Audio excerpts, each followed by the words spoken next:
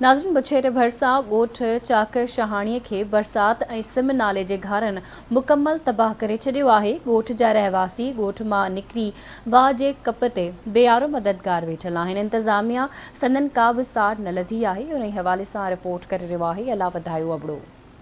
उते सिंध अंदरि बरसातुनि वॾी तबाही आंदी आहे। उते बुछेरीअ जो ई ॻोठ चाकर ख़ान शहाणी बि मुकमल पाणीअ हेठि अची वियो आहे ऐं केतिरनि ई ग़रीबनि जा अझा ड्रही पट पइजी विया आहिनि। मुतासिर पंहिंजी मदद पाण तहत पंहिंजा बचा ॿार वठी गजरावाह जे कप ते खुलियल आसमान हेठि बेयारो मददगार वेठल आहिनि। हिननि हुकूमत ऐं चूंडियल नुमाइंदनि जूं शिकायतूं कंदे चयो त अहिड़ी महल में बि को बि असां वटि लड़ी न आयो आहे। असांजा ॿार बचा बीमारियुनि में वकोड़जी विया आहिनि ऐं चौपायो माल बि मरण लॻो आहे। बेघरती ते वाह ते बचड़ा असांजे उस ते को बचड़ा बीमार आहिनि, को डॉक्टर जे हिते बंदोबस्तु कोन्हे, को केर बि कोन्हे। असां छा ते बचड़नि खे खणी वञूं, काॾे असां वञूं? वोट ॾेई चाढ़ियोसीं, सभु ॻाल्हियूं असांखे वाइदा ॾिनी, बाबा तव्हांजे मींहं में सभु कुझु असां आहियूं, पर हींअर को माण्हू असां वटि कोन आयो। आसो ज़रदारी बिलावल साहिब इहे पंहिंजे एसिन में सुता पिया आहिनि। अधु कलाक सर असां हिते पंहिंजा बचड़ा वठी अचनि, पाण अचनि, बचड़ा बि न आहिनि, पाण अचनि। राशन मिलियो आहे न, मच्छरदानी मिली आहे, नंढड़ा ॿार ईअं विल ते सुता पिया आहिनि, मच्छर पटे उन्हनि खे बीमार करे छॾनि। बीमारी जी बि का अहिड़ी का माना सहूलियत ई का कोन मिली आहे असांखे।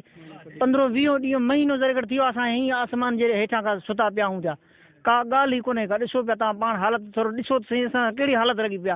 को नुमाइंदो लड़ी नथो अचे असां बरसाति खां पोइ जेको आहे सिम नाले खे घारा लॻा आहिनि। असांजा जेको आहे ॻोठ बिल्कुलु जेको आहे हींअर ॿुॾी चुको आहे। पर इहो आहे हुकूमत जे तरफ़ां जेको आहे असां वटि को नुमाइंदो न आयो आहे। असां जेको आहे हींअर उस ते वेठा आहियूं, खुले आसमान असां वेठा आहियूं। असांखे न को टेंट ॾिनो अथनि, को राशन ॾिनो अथनि।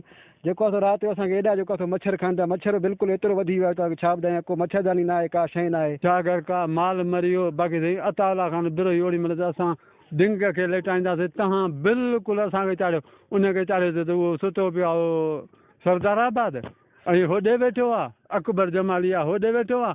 बाक़ी हिते केरु कोन थो अचे। बाक़ी वोटनि जे टाइम भाकुर विझंदा। बाबा तव्हां त असांजा वॾा आहियो न। राशन को का बि शइ बाबा असांखे कान मिली। ॿार ॿुॾी विया बाबा, मुंहिंजो का बि शइ न निकिती आहे। कजी पेटरी पई, उहे बि पानी पई के न बा कंहिं बि मदद कान कई आहे। शहाणी चाकर खान बि कुझु को ॾिनो। ज़ोरी मूंखे ॿाहिरि में कढियो आहे, ॿुधी न, माल मता जेको सभु कुझु ईअं वियो होॾे ते पाणी में। खुले आसमान ते बच्चा वेठा आहिनि। हालत ॾिसो पिया पाण, केॾो नाराज़ थी वियो आहे। केर बि अॼु तक न अची सघियो आहे। न को इमदाद मिलियो आहे, न को छा, न को पाणी था कढाइनि, न कोई केरु पहुची सघियो आहे। पाकिस्तान पीपुल्स पार्टी जी आला क़यादत बिलावल भुट्टो ज़रदारी, आसिफ अली ज़रदारी, वॾे वज़ीर मुराद अली शाह समेत समूरनि आला इख्तियारनि खां मुतालबो कयो त संदन सहायता कई वञे।